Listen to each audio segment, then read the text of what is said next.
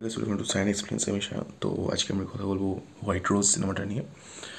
তো এই সিনেমাটাতে মানে একটা মা, সেই মানে একজন মহিলা, যিনি একজন মানে গর্ভধারিণী মা আর কি।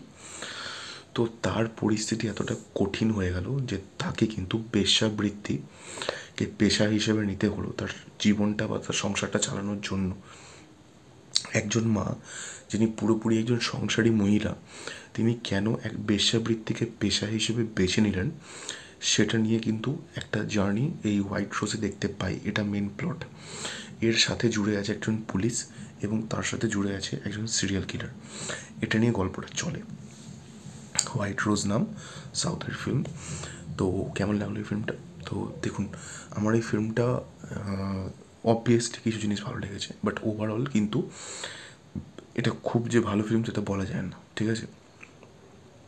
তার কারণ পাতি ক্লাইম্যাক্সটা পাতি, এবং ক্লাইম্যাক্সে যেভাবে সেটাকে শ্যুট করা হয়েছে বা সেটা যেভাবে দেখানো হয়েছে সেটা কিন্তু যথেষ্ট ট্র্যাডিশনাল। সেখানে নতুন কিছু কিন্তু নেই। এবার যে কিলার, তার কথায় আসে। যে কিলার, তার চোখ মুখের এক্সপ্রেশন দেখে আপনার ভয় লাগবে না।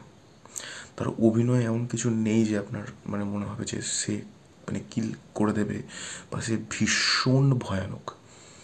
সে নিজের দিক থেকে হয়তো ভালোটাই করেছে, বাট আমরা যখন দেখছি আমাদেরকে সেই ফিলিংটা দিতে পারছে না যে আমাদের ভয় লাগবে বা গা চমচম করবে তাকে দেখে। তো তাহলে তো খারাপ বলা যেত পুরোটা। তো তাহলে মানে কেন খারাপটা কেন বলছি না, তার কারণ হচ্ছে যে তার যে ফ্ল্যাশব্যাকে পোর্শানে তার কম বয়সী রোলটা যে অভিনেতা করেছে সে কিন্তু আর ভালো কাজ করেছে। এবং তার পোর্শানে যে ফ্ল্যাশব্যাকটা দেখানো হয়, তার ফ্ল্যাশব্যাকটা কিন্তু দেখে আপনি বুঝতে পারবেন একটা নিটোল গল্প। মানে ফ্ল্যাশব্যাক জাস্ট দেখাতে হবে বলে দেখাচ্ছি তা না, একটা পিওর গল্প বলবার চেষ্টা, পরিষ্কারভাবে দৃশ্যমান। মানে আপনি বুঝতে পারবেন যে মেকার এখানে একটা গল্প বলতে চাইছে এবং সেই গল্পটা সে অ্যাট সাম লেভেল সে ডেলিভারও করে দেয়। তার জন্য মানে যখন দেখবেন আপনি ওইখানে না আপনি হুঁশ হারিয়ে ফেলবেন যে আপনি একটা সিনেমা দেখছেন, মানে একটা কি দুটো পয়েন্টে এসে।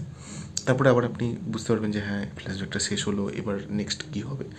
বাট ফ্ল্যাশব্যাকের পোর্শনে আপনি একটা গল্প বলার অনেস্ট প্রচেষ্টা দেখতে পাবেন, যেটা কিন্তু ভালো লাগবে।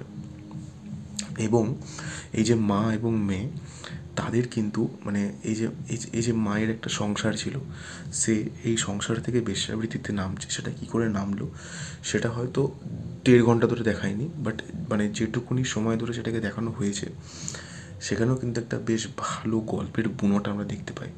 তো এই দুটো জায়গা, এই মায়ের পার্সোনাল লাইফটা আর সিরিয়াল কিলারের পাস্ট পোর্শনটা কিন্তু একটা ভীষণ সুন্দর গল্প মানে বলার মাধ্যমে দেখানো হয়েছে।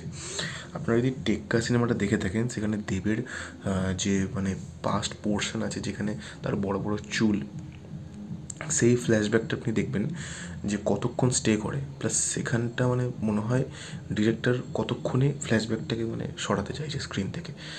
কিন্তু এখানে ফ্ল্যাশব্যাকটা অনেকক্ষণ চলে, মানে অনেকক্ষণ চলে, এবং সেটার মধ্যে একটা গল্প বলবার কিন্তু ভালো প্রচেষ্টা রয়েছে এবং আপনারা দেখতে মজা লাগবে, ঠিক আছে? তো এবং পুলিশ অফিসারের চরিত্র ওটা খুবই সাদামাটা কার্ডবোর্ডের মতো। মানে ওনার অ্যাক্টিংয়ের ভেতরে কিছু আপনি আশাই করতে পারবেন না যে খুব একটা ভালো অ্যাক্টিং করেছে, বা উনি যে বুদ্ধি করে করে ধরছে তার মধ্যে একটা মজা আছে, তাও কিন্তু না। প্রচণ্ড ট্র্যাডিশনাল একটা ওয়েতে হয়, প্রচণ্ড সাদামাটা, নতুন কিছু কিন্তু সংযোজন করতে পারে না সত্যি বলতে, না তো কিলার না তো পুলিশ অফিসার, ঠিক আছে? বাট এই ফ্যামিলির অ্যাঙ্গেলটা এবং সিরিয়াল কিলার কেন হলো সে, এবং সে আগে কীরকম ছিল, এবং তার মধ্যে একটা মেন্টাল ইলনেস, ঠিক আছে, মানে সেটা কী এবং সে কী ধরনের কাজ করতো, এইগুলো কিন্তু মানে দেখতে মজা লাগে। তার জন্য পুরো সিনেমাটাকে খারাপ বলা যায় না, উল্টে মোটামুটি একটা ডিসেন্ট একটা সিনেমা, একটা ভালো হয়তো অ্যাপ্রোচ নিয়েছে তারা, বাট সামহাও ডেলিভার করতে পারেনি। কিন্তু ফাঁকিবাজি করে বানানো সিনেমা কিন্তু নয়, আপনারা দেখে বুঝতে পারবেন, যথেষ্ট কিন্তু ভালো লাগবে দেখে এটা।